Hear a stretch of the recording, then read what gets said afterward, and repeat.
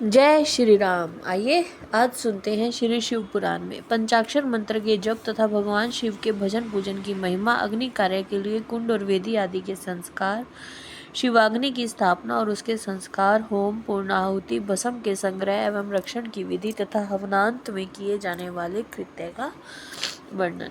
उपमन्यु कहते हैं, यदुनंदन, कोई बड़ा भारी पाप करके भी भक्ति भाव से पंचाक्षर मंत्र द्वारा यदि देवेश्वर शिव का पूजन करे तो वह उस पाप से मुक्त हो जाता है। जो भक्ति भाव से पंचाक्षर मंत्र द्वारा एक ही बार शिव का पूजन कर लेता है वह भी शिव मंत्र के गौरववश शिव धाम को चला जाता है। जो मूढ़ दुर्लभ मानव जन्म पाकर भगवान शिव की अर्चना नहीं करता उसका जन्म निष्फल है, क्योंकि वह मोक्ष का साधक नहीं होता।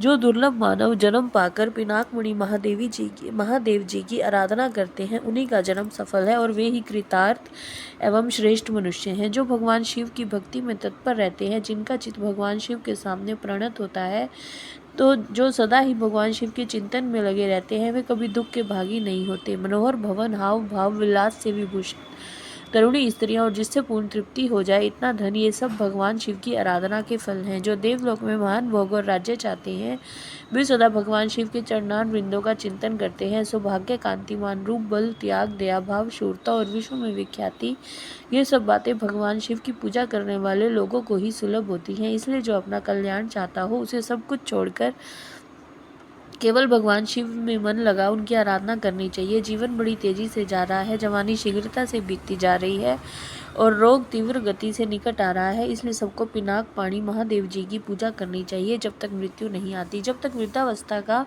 आक्रमण नहीं होता और जब तक इंद्रियों की शक्ति क्षीण नहीं हो जाती, तब तक ही भगवान शंकर की आराधना कर लो। भगवान शिव की आराधना के समान दूसरा कोई धर्म तीनों लोकों में नहीं है। अब मैं अग्नि कार्य का वर्णन करूंगा। कुंड में, स्थली मंडल पर, निंडल पर, वेदी में, लोहे के हवन पात्र में या नूतन सुंदर मिट्टी के पात्र में विधि पूर्वक अग्नि की स्थापना करके उसका संस्कार करें। तत्पश्चात वहाँ महादेव जी की आराधना करके होम क्रम आरंभ करें। कुंड 2 या 1 हाथ लंबा चौड़ा होना चाहिए। वेदी को गोल या चकोर बनाना चाहिए, साथ ही मंडल भी बनाना आवश्यक है।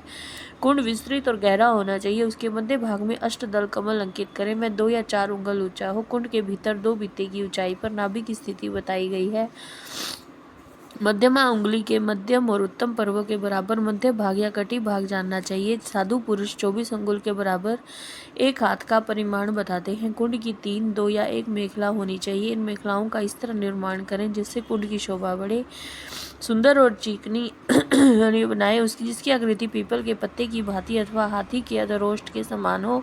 कुंड के दक्षिण या पश्चिम भाग में मेखला के बीचों बीच सुंदर योनि का निर्माण करना चाहिए जो मेखला से कुछ नीची हो। उसका अग्रभाग कुंड की ओर हो और मेखला को कुछ छोड़कर बनाई गई हो। वेदी के लिए ऊंचाई का कोई नियम नहीं है। जय श्री राम।